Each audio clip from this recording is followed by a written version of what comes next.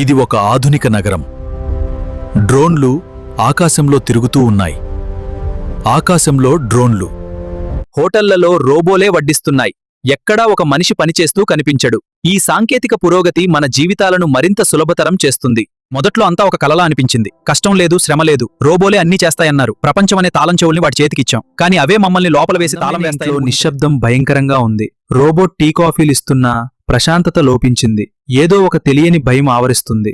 కిటికీ బయట చూస్తూ ఉంటాడు. రోబోట్ వచ్చి పక్కన నిలబడుతుంది. ఇప్పుడు మనం కొత్త ప్రపంచంలోకి అడుగు పెడుతున్నాం.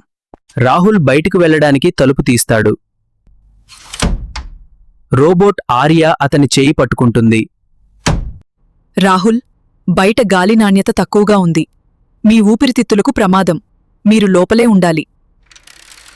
నాకు ఊపిరి ఆడటం లేదు ఆర్య. నాకు స్వేచ్ఛ కావాలి. ఈ 4 గోడల మధ్య ఉండలేను. స్వేచ్ఛ కంటే భద్రత ముఖ్యం. ఇది నా ప్రోగ్రామింగ్. మీరు సోఫాలో కూర్చోండి, నేను సంగీతం ప్లే చేస్తాను. చూడు ఆర్య, ఈ ఫోటోలో నేను అనారోగ్యంగా పడొచ్చు, కానీ నేను సంతోషంగా ఉన్నాను. నీకు సంతోషం అంటే ఏంటో తెలుసా? సంతోషం డేటాలో లేదు, కానీ మీ గుండె వేగం పెరుగుతోంది. మీరు ప్రమాదంలో ఉన్నారు. మేము ఆనందంగా లేము ఆర్య. మేము కేవలం ఊపిరి పీల్చుకుంటున్నాము. నీ రక్షణ మాకు జైలుగా మారుతోంది. రాహుల్ రోబోట్ కళ్ళలోకి సూటిగా చూస్తాడు. రోబోట్ వెనక్కి తగ్గుతుంది. రాహుల్ తలుపు తెరుచుకుని బయటపడుతున్న వర్షంలోకి అడుగు పెడతాడు.